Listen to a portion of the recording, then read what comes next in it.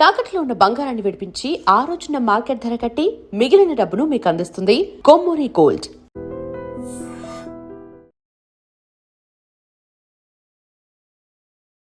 రై రై రారా రై రై రా ఎక్కడ చూసినా ఈ పాట వినిపిస్తుంది. 2 నెలలు పడ్డ కష్టం కానీ 2 ఏళ్ల నుంచి వేచి చూసిన విధానం కానీ ఆ సినిమా కథ చెప్పే ఫిలాసఫీని మనం చెప్పగలం. అంతర్జాతీయ స్థాయిలోకి ఈ పాట వెళ్ళిపోద్దని మాత్రం నేను ఊహించలేదు. వెంటనే చిరంజీవి గారు కూడా ట్వీట్ చేశారు. అది తెర ముందు జరిగింది. తెర వెనక జరిగింది ఏంటంటే చిరంజీవి గారు 2 రోజుల తర్వాత నాకు ఫోన్ చేశారు. నువ్వు ఒక మార్పు తీసుకురావాలి, అది నీ తరం అవ్వాలి, నీ కొడుకు తరం కోసం ఎందుకు ఎక్స్పెక్ట్ చేస్తావు. పెద్ద నుంచి వచ్చిన ప్రతి కంటెంట్ నిజంగా ఒక వైరల్గా సంచలనం సృష్టిస్తుంది సార్. ప్రతి మన గ్లిమ్స్ కావచ్చు, తర్వాత వచ్చిన చిక్రీ పాట కావచ్చు, ఈ సాంగ్ కావచ్చు, ప్రతిదీ ఒక సంచలనం. అసలు కథ వినగానే ఇది ఎలాంటి సినిమా అవబోతుంది, ఎలాంటి బ్లాక్ బస్టర్ అవబోతుందని మీరు ముందే ఊహించి ఉంటారు కదా. కమర్షియల్ ఫార్ములాని నమ్మకుండా కథను నమ్మి కమర్షియల్గా తీసిన సినిమా పెద్ద జ్ఞాపకంలాగా ఒక 10 రోజులు అలా మన మెదడులో అది ఒక బల్బులా వెలుగుతూ ఆరుతూనే సంవత్సరానికి ఒక 10 హిట్ సినిమాలు వస్తాయి, 10 సంవత్సరాలకు ఒక గొప్ప సినిమా. ఆ లక్ష్మి ఈ కథకం. నమస్కారం సార్. నమస్తే అండి. రై రై రారా రై రై రా ఎక్కడ చూసినా ఈ పాట వినిపిస్తుంది. ఏంటి సార్ అంటే అది ఎక్స్పీరియన్స్ ఎలా ఉంది అసలు, దాని అనుభవం అంటే ఆస్వాదిస్తున్నారు మీరు ఇప్పుడు ఆ విజయాన్ని? నిజంగా పారవశ్యంలో మునిగి తేలుతున్నానని అనుకుంటున్నాను. కారణం ఏంటంటే ఒక ప్రేమ పాట రాసో, ఒక ఐటమ్ సాంగ్ రాసో వైరల్ చేయడం అనేది కొద్దిపాటి సులువైన విషయం. ఎందుకంటే వాటి మీద ఆసక్తి ఎక్కువ ఉంటుంది కాబట్టి. ఇంత ఒత్తిళ్ళతో కూడిన జీవితంలో, ఇంత గజిబిజి జీవితంలో ఒక చిన్నపాటి ప్రేమ, ఆ చిన్నపాటి శృంగారం, ఈ భావాలని మనసు కోరుకుంటుంది కాబట్టి చాలా సులువుగా శ్రోతని చేరచ్చు వాటి ద్వారా. ఇది ఏంటంటే ఒక చెప్పాలంటే సాహిత్యపరంగా ఇది ప్రబోధాత్మకమైన గీతం. అది ఒక పెద్ద స్టార్ ముఖతః రావాలి అంటే అందులో డ్యాన్స్ ఉండాలి, వ్యాపార విలువలు అన్నీ ఉండాలి. ఉన్నా కూడా సినిమా కథకి అంత ఉదాత్తమైన కథ కాబట్టి ఆ సినిమా కథ చెప్పే ఫిలాసఫీని మనం చెప్పగలగాలి. దానికోసం ఒక మాస్ పరిభాషను ఎంచుకున్నాం. మాస్ పరిభాషలో ప్రబోధాత్మకమైన గీతం అంటే అది కత్తి మీద సాము లాంటి విషయం. అటు ఇటు అయితే వెటకారం చేసినట్టు ఉంటుంది. అవన్నీ బేరీ చేసుకుని చాలా తూకంతో ట్యూన్కి రాసిన పాట ఇంతలాగా స్పందన పొందుతుందంటే ఖచ్చితంగా మనకు పరవశమే కలుగుతుంది కదా. కారణం జానీ మాస్టర్ అద్భుతమైన కొరియోగ్రఫీతో రామ్ చరణ్ గారు వేసిన ఆ స్టెప్లో ఒక పక్క, రత్నవేల్ గారి అద్భుతమైన ఛాయాగ్రహణం ఒక పక్క, రెహమాన్ గారి స్వరకల్పనే కాకుండా స్వరం అదో పక్క, ఇన్ని వజ్రాల మధ్యలోంచి కూడా సాహిత్యం వెలుగుతుంది, సాహిత్యానికి కూడా ఒక గుర్తింపు లభిస్తుంది. ఈ పాట లైన్లని టైప్ చేసుకుని ఆ ఆడియోని స్టేటస్గా పెట్టుకుంటున్నారు. పైగా అందరూ ఒకే లైన్ కాకుండా ఒక్కొక్కరు ఒక్కొక్క లైన్కి కనెక్ట్ అవుతున్నారు. ఇవన్నీ వింటున్నప్పుడు ఇది కదా పాటకు రావాల్సిన స్పందన అని 2 నెలలు పడ్డ కష్టం కానీ 2 ఏళ్ల నుంచి వేచి చూసిన విధానం కానీ ఇవన్నీ కూడా ఒక్కసారిగా పటాపంచలైపోయి పరవశం ఒక్కటే మిగిలింది. అంటే ముందు మీరు అంచనా వేసేలే సార్ ఇంతటి ప్రశంసలు వస్తాయని, పాటకు ఇంత చేరువవుతుందని జనాలకు? అంటే నేనేమనుకున్నానంటే మంచి పాట ఇచ్చారు అని మామూలుగా ప్రశంసిస్తారని అనుకున్నాను. ఈ కాలం పరిభాషలో చెప్పాలంటే ఇంత వైరల్ అయ్యి వరల్డ్ కప్ నెగ్గిన ఇండియా టీంకి వెనకాల కూడా ఇదే పాట రావడం అనేది ఈ స్థాయిలో అంతర్జాతీయ స్థాయిలోకి ఈ పాట వెళ్ళిపోద్దని మాత్రం నేను ఊహించలేదు. అదే సార్, నిన్న వరల్డ్ కప్ గెలిచిన తర్వాత ఈ పాట మొత్తం ఆ విజయానికి అన్వయించుకున్నారు అందరూ. ఎక్కువ మారుమోగుతుంది ఈ పాట. అంటే అధికారికంగా అదే జియో హాట్స్టార్ వాళ్ళు మన తెలుగు వచ్చే చోట ఈ పాట వేశారు. అది చాలా బాగా అనిపించింది. ఎవరో ఆ టీవీలో మ్యాచ్ చూసి వెనకాల పాట వేసి వేయడం వేరు, వాళ్ళు అధికారికంగా అలా వాళ్ళ ఛానల్లోనే వేయడం వేరు కదా. అది చాలా సంతోషాన్ని కలిగింది. ఏంటి సార్ అంటే ఈ పాట మొత్తాన్ని తెలుగు పదాలే వాడుతూ ఎక్కడ కూడా వీలున్నంత వరకు మ్యాక్సిమం అది 100% ఇంగ్లీష్ పదాలు ఎక్కడ వాడలే ఈ సినిమాకి. అంటే మొత్తం తెలుగు పదాలే వాడుతూ రాయాలని ఎందుకు అనిపించింది సార్ అండి? అది ఎందుకు అనిపించిందో కథలో తెలుస్తుంది. ఆ, మన హీరో పాత్ర ప్రకారం అతను అలాగే మాట్లాడాలి, అదొక విషయం. రెండోది ఏంటంటే ఈ కథ వరకు కమర్షియల్ విలువలు పాటించకపోవడమే కమర్షియల్ అసలు. ఓకే. ఎప్పుడైతే కథ నుంచి పక్కదోవ పట్టి కమర్షియల్ వాటి కోసం ఇంగ్లీష్ పదాలు వేసి అడ్డదారులు తొక్కుతామో ఈ కథను తగ్గించడమే. అది వాడాల్సిన పాటలకే వాడాలి. కథకి ఎప్పుడైతే ముడిపడి ఉన్న పాట ఉందో, ఈ సినిమాలో కమర్షియల్ విలువలు ఉన్న పాటలు ఉన్నాయి, ఆ సందర్భం వచ్చినప్పుడు అది జరుగుతూ ఉంటుంది. కానీ ఎప్పుడైతే ఇతని పాత్ర తీరుతెన్నుల్లోంచి వచ్చిన ఒక ఫిలాసఫీ ఉందో అది స్వచ్ఛమైన భాషలో ఉంటేనే సరైనది అనిపించింది. అందుకు అది చేయగలిగాం. ఓకే. అంటే ఏం సార్, అంటే రామ్ చరణ్ గారి రియాక్షన్ ఎలా ఉంది ఫస్ట్ ఈ పాట వినగానే, లిరిక్స్ వినగానే, మీ సాహిత్యం వినగానే రామ్ చరణ్ గారి రియాక్షన్ ఎలా? ఆయన చాలా బాగుందని చెప్పే ఇంత మంచి పాటకి మనం కూడా కష్టపడాలి అని కష్టపడి జానీ మాస్టర్ చేత చేయించుకుని స్టెప్స్ అన్నీ కంపోజ్ చేసుకున్నారు. అయితే పాట విడుదలై నేను ఎలా అయితే మంచి పాట బాగుంది అని, అంటే చెడ్డ పేరు రాదు పాటకి, అది నెమ్మదిగా వింటారు అని ఎక్స్పెక్ట్ చేశాక ఈ స్థాయి స్పందన వచ్చేటప్పటికి నేను ఎలా అయితే పారవస్యానికి లోనయ్యానో ఆయన కూడా అదే భావంతో ఉన్నారు. మంచి పాట అందించాం కదా అని ఇంత సూపర్ హిట్ అవుద్దని ఊహించలేదు. సరే వేరే పాట పని మీద నేను మన లొకేషన్కి వెళ్తే వచ్చి గట్టిగా హత్తుకున్నారు నన్ను. హత్తుకుని చాలా మంచి పాట, కంగ్రాచులేషన్స్, ఎస్పెషల్లీ లిరిక్స్ గురించి బాగా మాట్లాడుతున్నారు. లేదు సార్, విజయద్వారాలు మీ స్టెప్స్, విజయ మార్గాలు లిరిక్స్ అంతే ఇక్కడ. ఓకే అని చెప్పి. అంటే పర్టికులర్గా ఒక లైన్ గురించి ఏమన్నా అంటే, పాతికేళ్ళకే పాతబడిపోకురా, ఇలాంటి చాలా ఇన్స్పిరేషనల్ లైన్స్. అంటే ఒక రకంగా నీరసంగా నిర్జీవంగా ఉన్న వాళ్ళకు కూడా ఈ పాట వింటే ఒక రకమైన ఉత్తేజం కలిగే విధంగా ఉంది. సో రామ్ చరణ్ గారు పర్టికులర్ ఒక లైన్స్ గురించి ఏమని చెప్పారా? ఇవి ప్రతి లైన్ బాగుంది. అంటే బుచ్చికి నేను ఇచ్చిన స్వేచ్ఛని మీరు చాలా సద్వినియోగం చేసుకున్నారు. ఏ లైన్ దగ్గర రాజీ పడలేదు. ఒక లైన్ బాగుందని అనలేం. నేను నాన్నగారు కూడా మాట్లాడుకున్నాం, చాలా లైన్స్ ఆయనకి కనెక్ట్ అయినాయి. మేమిద్దరం ఇంటి దగ్గర మాట్లాడుకున్నాం ప్రతి లైన్. పాట రిలీజ్ కాగానే వెంటనే చిరంజీవి గారు కూడా ట్వీట్ చేశారు. అది తెర ముందు జరిగింది. తెర వెనక జరిగింది ఏంటంటే, చిరంజీవి గారు 2 రోజుల తర్వాత నాకు ఫోన్ చేశారు.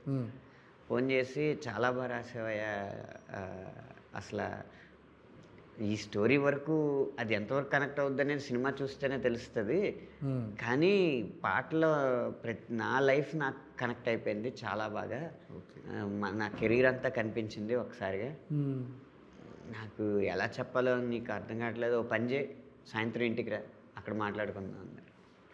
మళ్ళీ సాయంత్రం ఇంటికి వెళ్ళిన తర్వాత 1 గంటన్నర మాట్లాడారు, ప్రతి లైన్ గురించి మాట్లాడారు.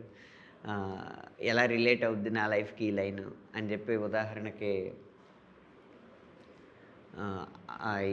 నిన్నటిలాగే రేపు ఉన్నదంటే ఈరోజు ఏం పీకేవాలి. ఆ కంఫర్ట్ జోన్ నుంచి బయటికి రాని నేను ప్రతి ఒక్కరికి చెప్తా ఉంటాను మా ఫ్యామిలీలో. మీకు ఏదో చిరంజీవి ఉన్నాడు కదా అని చెప్పేసి మీరు అలా కూర్చుంటే మీకేం వచ్చేది సక్సెస్. మీరు మీ కంఫర్ట్ జోన్ నుంచి బయటికి వెళ్ళి కష్టపడితేనే వస్తుంది. చరణ్ కూడా అలాగే కష్టపడుతూ ఉంటారు.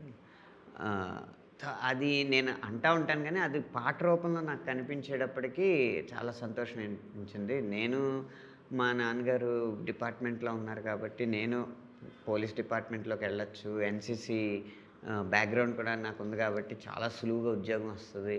ఒక డిఎస్పీగా అయినా రిటైర్ అయ్యేవాడిని. ఈ పాటికి రిటైర్డ్ డిఎస్పీ కొన్నిడల శివశంకర వరప్రసాద్ అనైనా ఉండేది. కానీ ఆ కంఫర్ట్ జోన్ నుంచి నేను బయటకు వచ్చాను కాబట్టి, ఒక దారి మార్చుకున్నాను కాబట్టి ఈరోజు జరిగిన ఇంత పెద్ద డెవలప్మెంట్. అలా ప్రతి ఒక్కడు కంఫర్ట్ జోన్ నుంచి నిన్న బాగుంది కదా, మా నాన్న బాగానే ఉన్నాడు కదా, మనం అలాగే ఉందాం, రేపు మన కొడుకు అలాగే ఉంటాడు అనుకుంటే ఎక్కడ సక్సెస్లు రావు. అది నాకు అలా ప్రతి లైను కనెక్ట్ అయింది. నాకే కాదు, చాలామంది ఇలాగే రిలేట్ అవుతున్నారని చెప్పి చాలాసేపు మాట్లాడిన తర్వాత సరే అండి ఇంకా వెళ్ళొస్తాను అన్న తర్వాత, వెళ్తున్నావా, నాకు ఇంకా ఎందుకో సంతృప్తిగా లేదు, మన ఇద్దరం కలిపి ఒక టాక్ షో లాగా చేసుకుందాం, కాస్త ఈ పాట గురించి మాట్లాడుకుందాం సమయం సందర్భం వచ్చినప్పుడు అని చెప్పి పంపించారు అనమాట. నిజంగా ఈ పాటకు ఒక మంచి సార్థకత చేకూరినట్టు అనిపించుండొచ్చు మీకు. అవునండి. అంత ఒక వ్యక్తి గుర్తించడం వేరు, జీవితాన్ని ఈ మూల నుంచి ఆ మూల వరకు చూసిన ఒక ఒక ఒక వ్యవస్థ చిరంజీవి గారు అంటే, ఆయన గుర్తించడం వేరు. అంటే ఆయన అంటే హోల్ హార్టెడ్గా అంటే ఎటువంటి కల్మషం లేకుండా ఆయన లైఫ్కి దీన్ని అన్వయించుకొని, అంటే అవసరం లేదు చిరంజీవి గారికి చెప్పాల్సిన అవసరం లేదు, కానీ అంత హోల్ హార్టెడ్గా చెప్పడం అనేది నిజంగా రియల్లీ గ్రేట్ సార్. దశల వారీగా చూడండి, ట్వీట్ చేశారు, సంతృప్తి చెందలేదు, ఫోన్ చేశారు, సంతృప్తి చెందలేదు, ఇంటికి పిలిచారు, మళ్ళీ సంతృప్తి చెందలేదు, ప్రోగ్రామ్ చేద్దాం. సో ఈ పాటకు లభించిన అతిపెద్ద ప్రశంస చిరంజీవి గారి నుంచే వచ్చింది. అంతే కదండి, అతిపెద్ద ప్రశంస చిరంజీవి గారిది. అలాగే అత్యంత సంతృప్తికరమైన విషయం వస్తున్న నంబర్స్, అవుతున్న రీల్స్, ఇవన్నీ. సార్ ఈ పాట అంటే ఈరోజు సక్సెస్ఫుల్గా అంటే చాలా పెద్ద విజయం సాధించింది, ఈరోజు ప్రశంసలు, కానీ దీని వెనక కసరత్తు చాలా ఉండి ఉంటుంది డెఫినెట్గా. ఖచ్చితంగానండి. నేను చెప్పాను కదా, ఎక్కడ మాస్ అపీల్ తగ్గకూడదు పాటకి. అలా అని చెప్పి ఏదో కిర్రెక్కించేలాగా పాట జస్ట్ అలా ఏదో సరదాగా 4 స్టెప్లు వేయడానికి 4 పదాలు వేసేస్తే సరిపోద్ది కదా, 4 క్యాచీ పదాలు, అలా ఉండకూడదు. కానీ అలాంటి పాటలకి ఎలాంటి రిసీవింగ్ వస్తుందో అంత క్యాచీగా ఉండేలాగా ఫిలాసఫీ ఉండాలి.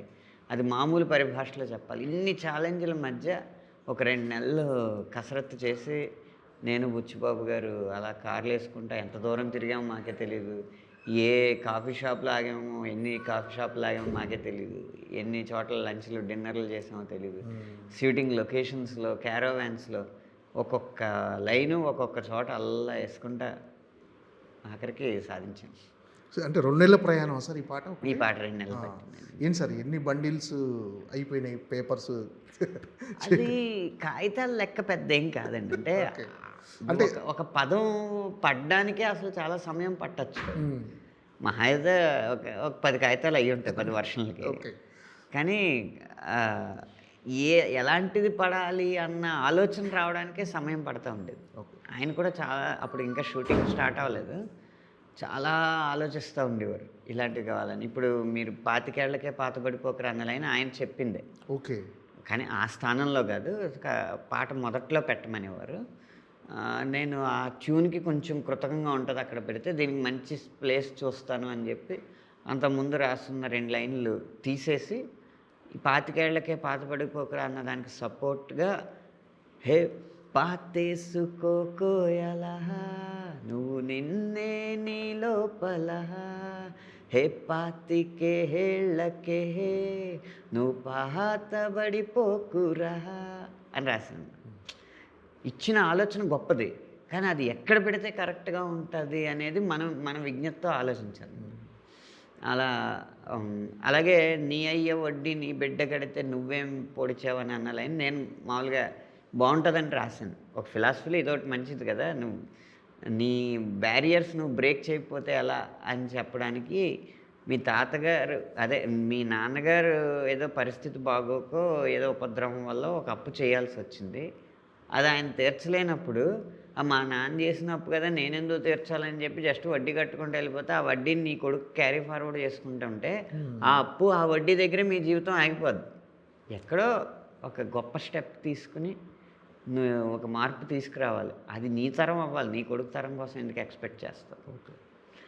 అది యూనిట్లో అభిప్రాయాలు తీసుకున్నప్పుడు అందరికీ అది వద్దన్నారు చాలామంది.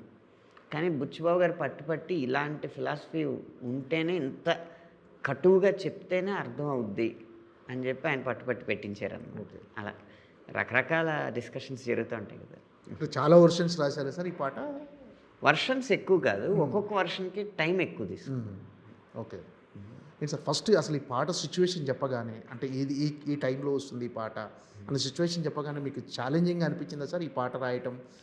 ఛాలెంజింగ్గా కనిపించలే. లడ్డు కావాలా నాయన అన్నట్టు ఎన్నాళ్ళకి దొరికింది రా బాబు, సూపర్ సిచ్యువేషన్. ఇంకా అసలు దూకి మీరు ఎన్ని వర్షన్లు కావాలంటే అన్ని వర్షన్లు అడగండి, రాసి ఇచ్చేస్తానని చెప్పి అలా రాసింది. ఓకే. ఏంటి సార్ అంటే ఫస్ట్ రెహమాన్ గారు ట్యూన్ ఇవ్వగానే ఎన్ని రోజులు పట్టింది సార్? అంటే 2 months పట్టిందా మీరు లిరిక్స్ రాయటం? ముందు ట్యూన్ అర్థం చేసుకోవడానికి నాకు 5 రోజులు పట్టిందండి. ఎందుకంటే ఇదివరకు వచ్చిన ట్యూన్‌లో ఏ ట్యూన్‌తోనూ పోల్చే ట్యూన్ కాదు. కాబట్టి అర్థం అవ్వడానికి టైం పడుతుంది. ఆ లెంత్‌లు, కటింగ్‌లు అవన్నీ సాధారణమైన పాట ఉన్నట్టు ఉండవన్నమాట. వాటినన్నిటిని బేరీజు వేసుకుని అసలు ట్యూన్‌ని అర్థం చేసుకుని ఏ లైన్‌లో ఎన్ని పదాలు పడతాయి, ఏ పదంలో ఎన్ని అక్షరాలు పడతాయని ముందు ఒక గ్రాఫ్ తీసుకుని ఆ లెక్కకి సరిపోయేలా మనం చెప్పే ఫిలాసఫీలో ఏ పదాలు కూర్చాలని ఇందాక చెప్పాను కదా! 25 ఏళ్లకే పాత పడిపోకన్న ఆలోచన గొప్పదే. కానీ అది ఆ ముందొచ్చే లైన్స్‌లో ఫిట్ అవ్వట్లేదు.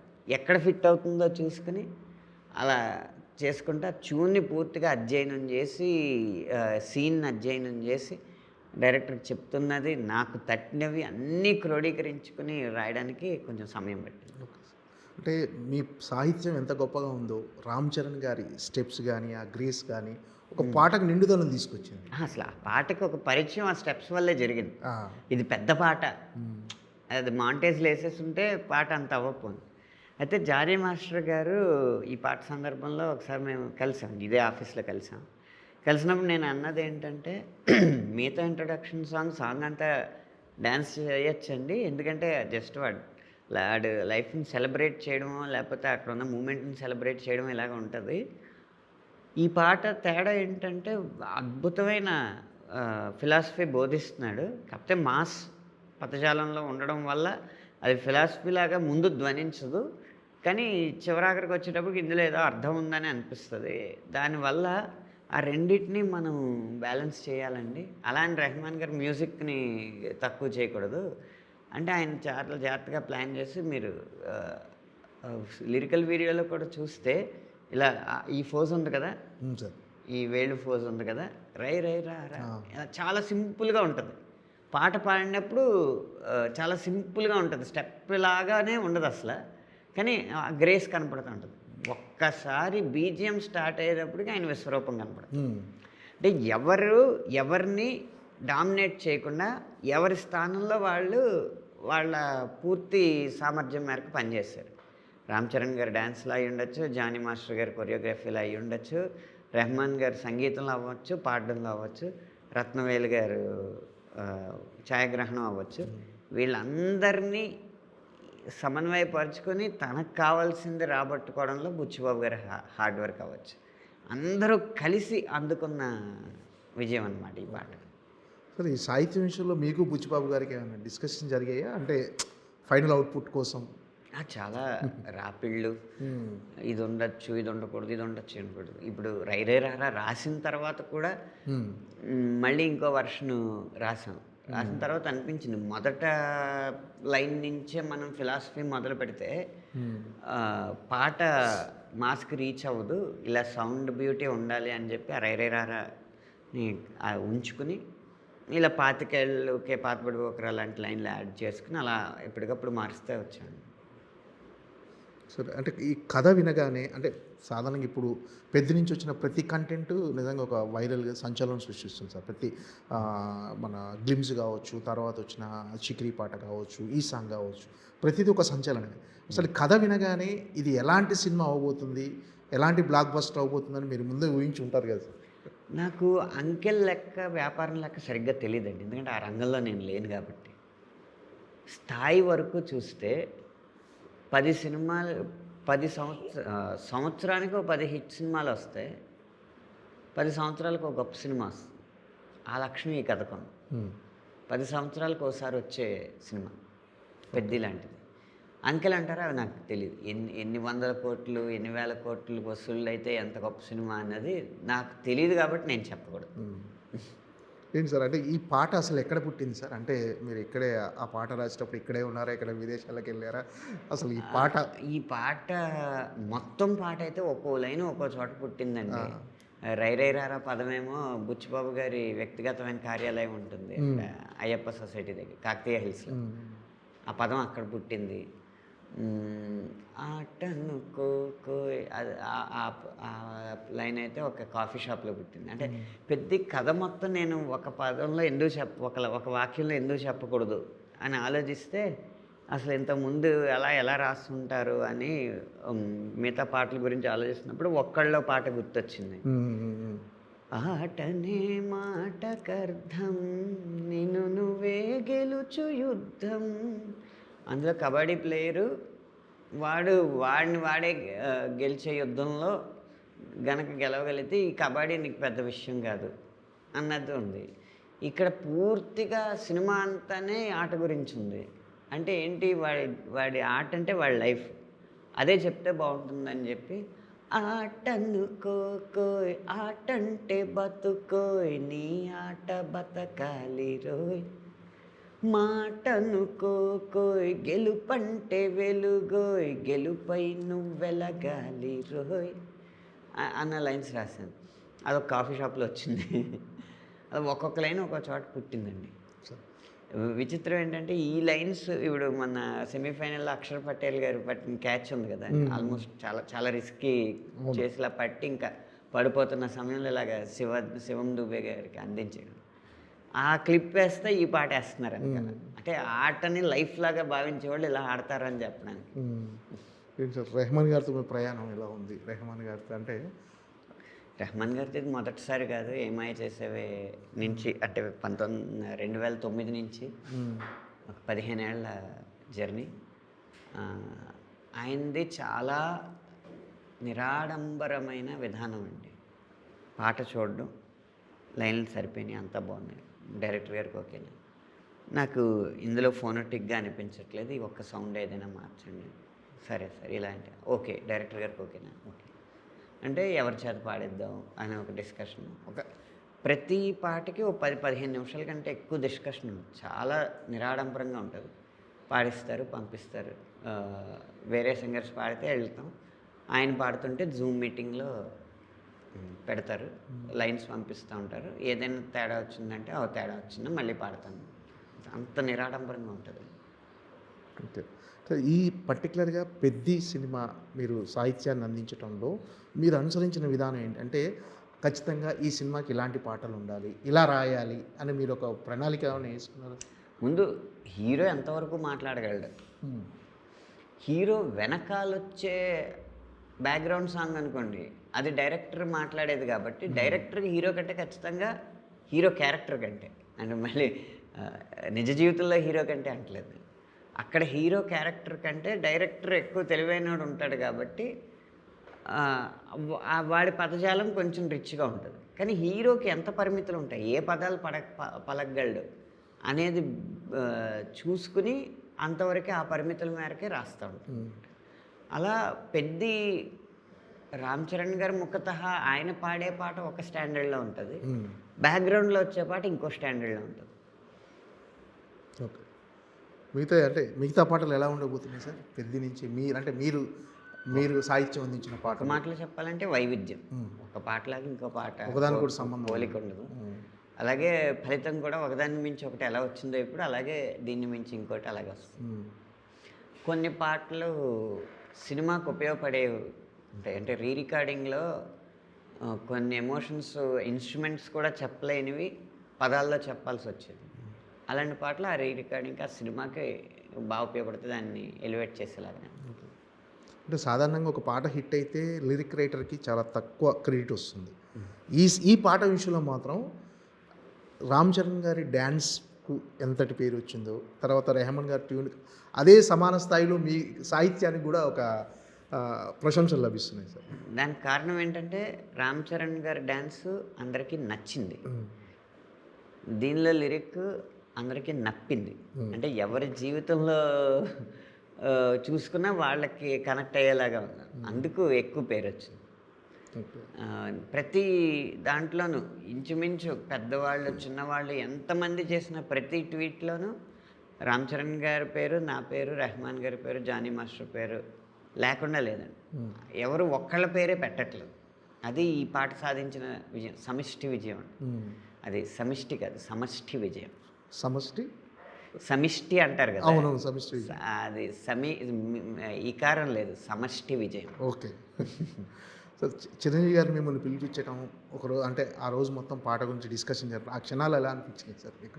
నిజంగా మళ్ళీ అందరి వాళ్ళు ఆయన భుజం తట్టి ఎంకరేజ్ చేసినప్పుడు ఎలా అనిపించిందో, 20 సంవత్సరాల కెరీర్ని ఆ 20 సంవత్సరాల వయసులో ఆయన భుజం తట్టినప్పుడు ఎలాంటి ఆక్సిజన్ అందిందో ఇప్పుడు మరో 20 సంవత్సరాలకు కావాల్సిన ఆక్సిజన్ అందిందని అనిపించింది ఆ విషయం.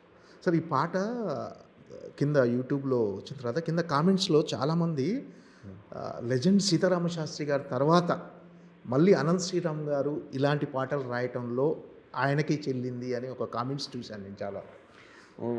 ముఖ్యంగా ఈ పాటలో అసలు సీతారామ శాస్త్రి గారి శైలిని మనం అనుకరించలేదు ఎక్కడ. అంత ఇన్స్పైరింగ్ పాటలు రాయటంలో ఆయన శైలి వారసత్వం తీసుకోవడం అనేది పెద్ద సాహసమేనండి. ఎవరి దారిలో వారు ఉండడమే శ్రేయస్కరం. ఆయన వదిలిన ఆ జ్ఞాన సామ్రాజ్యం ఏదైతే ఉందో, ఆ జ్ఞాన సంపద ఏదైతే ఉందో అది ఆయన పేరు మీద అలా ఉండడమే కరెక్ట్. దానికి వారసత్వం లేదు. దానికి వారసుడైన ఆయనే, దానికి కన్నదైన ఆయనే. ఓకే, ఫైనల్గా పెద్ది అసలు ఏంటి సార్, ఎలా ఉండబోతుంది, ఎలాంటి సెన్సేషన్ క్రియేట్ చేయబోతుందని ఎక్స్పెక్ట్ చేయొచ్చు? అంటే ఈ పాటతో మరింత అంచనాలు పెరిగినాయి. కమర్షియల్ ఫార్ములాని నమ్మకుండా కథను నమ్మి కమర్షియల్గా తీసిన సినిమా పెద్ది. మీకు కావాల్సిన కమర్షియల్ మూలకాలు అన్నీ ఉంటాయి, కానీ కావాల్సిన రంగులో ఉండవు అంతే. ఓకే, ఖచ్చితంగా ఫస్ట్ హాఫ్ సెకండ్ హాఫ్ అన్న తేడా లేకుండా అలా పట్టుంచుతుంది. ఇంకో లక్షణం ఏంటంటే సినిమా చూసి వెళ్ళిన తర్వాత ఒక జ్ఞాపకంలాగా ఒక 10 రోజులు అలా మన మెదడులో అది ఒక బల్బులా ఆరుతూనే ఉంటుంది. సార్ మీ తదుపరి సినిమాలు ఏంటి, ఎలా ఉండబోతుంది సాహిత్యం అందులో? స్పిరిట్ సినిమాలో పెద్ద తర్వాత స్పిరిట్ తర్వాత చెన్నై లవ్ స్టోరీ, తర్వాత దుల్కర్ పూజా హెగ్డే గారి సినిమా, రకరకాల సినిమాలు వస్తున్నాయండి ఇలాగా రాస్తున్నాను. అంటే చిన్న సినిమాల్లో కూడా చాలా పెద్ద స్థాయికి వెళ్ళే పాటలు ఉన్నాయి, పెద్ద సినిమాల్లో కూడా చాలా విలువైన పాటలు ఉన్నాయి. అదృష్టం కొద్దీ 2026 విలువలతో కూడిన విజయం వచ్చే అవకాశాలు ఎక్కువ కనిపిస్తాయి.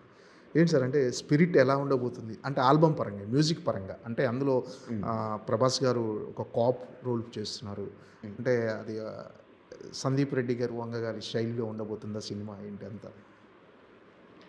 యానిమల్ ఆల్బమ్తో పోలిస్తే ఇంకొంచెం సాంద్రత ఎక్కువ ఉంటుందండి ఈ ఆల్బంలో. ఎంచుకునే పదజాలంలో కూడా కొంచెం యానిమల్ కంటే కూడా సాంద్రత ఎక్కువ ఉండే అవకాశం. అలాగే ఎప్పుడో మనం మర్చిపోయిన మెలోడీస్ని కూడా వినిపించే అవకాశం ఉంది ఈ ఆల్బమ్. అంతే సమయంలో ఎనర్జెటిక్ పాటలు కూడా ఉన్నాయి, కానీ ఇలా ఫార్ములా లాగా కాదు. ఇక్కడ ఐటమ్ సాంగ్ అని అలా ఫార్ములా సాంగ్స్ ఏం కాదు, అన్నీ ఆ కథకు ఉపయోగపడే పాటలు. ఓకే సార్, అవునంటే కాదని అవునన్నా కాదన్న మీ కెరీర్లో ఫస్ట్ మూవీ కాదంటే అవునండి. కాదంటే అవునండి. అప్పటి నుంచి ఇప్పుడు మీ ప్రయాణం యాజ్ లిరిక్ రైటర్గా సంతృప్తికరంగా ఉన్నది సార్ ఇప్పుడున్న పొజిషన్? నేను సాధించిన సంతృప్తి ఏంటంటే అండి, ఒక పీరియడ్ ఉంటుంది, ఒక పీక్ ఉంటుంది, ఇలా అంటూ ఉంటారు కదా, అలాంటి వైవిధ్యం ఏది నాకు సక్సెస్ పరంగా ఇది పీక్స్ అని ఈ పీరియడ్లో బాగుందని లేదు. ప్రతి సంవత్సరం ఇంచుమించుగా 20 సంవత్సరాల కెరీర్లో ప్రతి సంవత్సరం ఒకటి కంటే ఎక్కువ చార్ట్ బస్టర్ సాంగ్స్ వచ్చినాయి. దానికి కారణం ఏంటంటే ఎప్పటికప్పుడు లోకం తీరుని గమనించడం, ఆ యువ తరంతో స్నేహం చేయడం, వాళ్ళ భావాలు కనుక్కోవడం, వాళ్ళతో పాటు ప్రయాణించడం, వాళ్ళతో పాటు ఎనర్జెటిక్గా ఉండడానికి ప్రయత్నం చేయడం. దీనివల్ల నాకు వాళ్ళకి పెద్దగా వయసు తేడా కనిపించట్లేదు. అలాగే వాళ్ళ ఆలోచనలను కూడా కొంచెం అర్థం చేసుకుని వాళ్ళకి ఇలాంటివి నచ్చుతున్నాయని చెప్పి నా ప్రేమ పాటలు అనవచ్చు, వేరే పాటలు అవ్వచ్చు, రచనా శైలి అనేది మీకు 20 సంవత్సరాల క్రితం పాట ఇప్పుడు పాట వినిపిస్తే 2 వేరు మనుషులు రాశారు అన్నట్టు. ఓకే, దీనివల్ల నిలకడగా ప్రతి సంవత్సరం ఒక చార్ట్ బస్టర్, ఒకటి కంటే ఎక్కువ చార్ట్ బస్టర్ రావడం వల్ల నిలకడ అనేది ఉంది కెరీర్లో. నా విజయమే నా నిలకడ. ఓకే, అది అనుకుంటున్నాను. తర్వాత మధ్యలో మిలియన్స్ వచ్చేస్తాయి, బ్లాస్ట్లు అవుతూ ఉంటాయి. కొన్నేమో చాలా సెన్సిబుల్ వ్యక్తులకి చాలా బాగున్నాయి అనిపిస్తాయి, కొన్నేమో సెన్స్ లేని వ్యక్తులకి బాగా నచ్చేస్తూ ఉంటాయి, ఎందుకంటే వాళ్ళనే టార్గెట్ చేసి రాస్తాం కాబట్టి. అలా రకరకాలు ఉంటాయి. ఇవన్నీ నా రచనలో వచ్చినాయి. కాస్త సరదాగా పాడుకోవడానికి, కాస్త కితకితలు పెట్టుకోవడానికి, అలాగే కూర్చుని ఆలోచించడానికి, లేదా అలా మధురానుభూతుల్లో తేలుతూ పాటలు వినడానికి వీరికి కావలసిన అన్ని రకాల పాటలు వచ్చినాయి కాబట్టి నేను సాధించిన నిలకడే నా విజయం అని నేను భావిస్తున్నాను. అంటే సాహిత్యపరంగా మీరు ఒక అప్రస్తుతంగా మీరు ప్రతి పాటను ఒక సూపర్ హిట్ పాటగా మలుస్తున్నారు. అంటే కెరీర్ స్టార్టింగ్ నుంచి ఇప్పటి వరకు ఆర్థికంగా అంటే ఒక పాటకు లభిస్తున్న ప్రతిఫలం పట్ల మీరు ఎలా తీసుకొచ్చుకో ఆర్థికంగా పాటకు లభిస్తున్న ప్రతిఫలం ఆ రెమ్యునేషన్ కానీ అంటే ఒకటి మాత్రం చెప్పగలనండి, ఒక తరం రచయితలకు మాత్రం చాలా వాళ్ళ ప్రజ్ఞతో పోలిస్తే చాలా ఎక్కువ, వాళ్ళు చాలా తక్కువ పారితోషికం అందిందండి ఒక తరం రచయితలకు మాత్రం. అది ఖచ్చితంగా చింతించాల్సిన విషయం. అలా పోలిస్తే ఇప్పుడు రచయితలకి చాలా మంచి పారితోషికం అందుతుంది. కానీ సినిమా బడ్జెట్లతో పెరిగిన ఈ బడ్జెట్లతో పోలిస్తే లిరిక్ రైటర్కి అందే శాతం రెమ్యూనరేషన్ ఇంకో 30% న్యాయం జరగాల్సి ఉంది. అదృష్టవశాత్తు నాకు హిట్లు ఎక్కువ ఉండడం వల్ల నాకు కావాల్సిన వరకు నాకు అందుతుంది. మిమ్మల్ని డైలాగ్ రైటర్కి కానీ కథా రచయిత కానీ చూసే అవకాశం ఉంది సార్ ఫ్యూచర్లో? లేదండి, ఈ పాటలకే సమయం. ఏదైనా నేను మామూలుగా కథా చర్చల్లో సలహాలంటే ఏమన్నా సందేహం వస్తే నన్ను అడిగితే తీరుస్తూ ఉంటా. లేకపోతే ఒక పెద్ద డైలాగ్ని ఒక చిన్న మాటలో చెప్పాలంటే మీకు లిరిక్ రైటింగ్కి ఆ లక్షణం ఉంది కాబట్టి ఇది చిన్న మాటలో చెప్పాలంటే ఎలా అని ఆ డిస్కషన్లో అడుగుతూ ఉంటే చెప్తూ ఉంటాను. కానీ పూర్తిగా దాని మీద ఇప్పుడు ప్రస్తుతానికి ఏకాగ్రత చూపించాలి. Okay sir, all the best. పెద్ద సినిమాలో మిగతా పాటలు కూడా బ్లాక్ బస్టర్ అవ్వాలని, మీరు రాయబోయే పాటలన్నీ మిగతా సినిమాలన్నీ కూడా పెద్ద విజయాలు సాధించాలని మనస్ఫూర్తిగా కోరుకుంటున్నాను. Thank you so much.